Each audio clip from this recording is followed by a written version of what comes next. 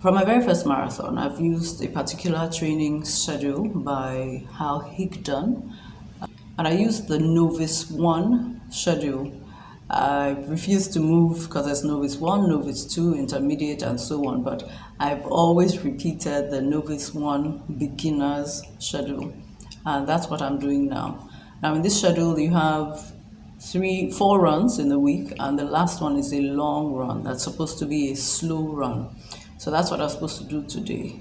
So first of all, I didn't sleep on time last night, something I'm trying to work on. So when I woke up, when the alarm went off, I actually got up, then I told myself, why can't you do this tomorrow? Because a meeting I normally would have on Saturdays isn't holding. So I actually went back to bed, lay there and said, well, you're already up, right? So I got up and I actually went to do this run. It was supposed to be a 9.7 10K run. And I told myself, I'm going to ensure that I do this run slowly. I'm supposed to do it slower than my intended marathon pace. And so I set off. I had to consciously keep telling myself, don't run fast, and checking my pace after every kilometer. And I was thinking about it while running. Why is it such a challenge to just obey a simple instruction? And the issue of discipline came up. So there's discipline to do things, and there's discipline to not do things. And I'm thinking that it's easier to do than to not do. So specifically with regards to this, you're told, okay, don't run fast. Run slower than your marathon pace. And yet everything in my body wants to run faster. And so I keep checking after each kilometer whether I've actually managed to run a bit slowly, right? And so the question is, why is it difficult to just do what the training says you should do? And I came up with 2 thoughts. So the first being, I don't trust that they know what they're saying, right? So you think, why should running slower help you on marathon day? Doesn't really make sense. I recently discovered Coach Parry, where they explained why we need to do a slow run, especially for those of us who are like in our 50s. I listened to the explanations that they gave and I thought, okay, this seems to make sense. So on the basis of that, I agreed I would do the run slow, because I've run a few marathons since the first one, and I think it's only the first training that I was very diligent with the running slow on those days.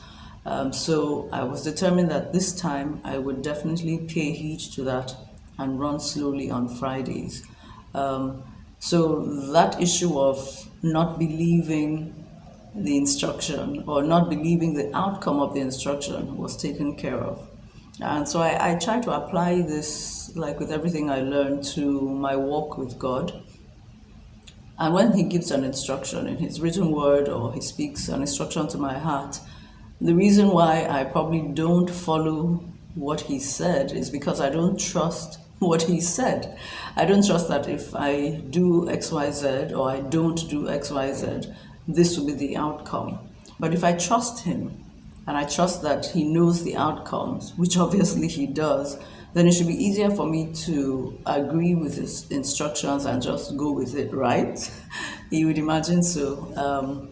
So that was the application that occurred to me today. The second reason, I think, why I found it difficult to run slowly is a funny one, and it's simply pride. Because, people are seeing you as you run. And I don't want them to look at me and think, this old woman, she's trying, see how she's just, jogging along gingerly. I'm not running in my usual terrain.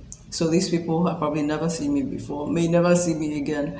And so this is their first encounter of me running. And I want them to know that I run faster than this. So this is not the fastest I can run. I'm fitter than this looks, So just this pride of wanting to appear a certain way to people. And that affects our obedience to certain instructions that the Lord would give us, because they don't make us look a certain way.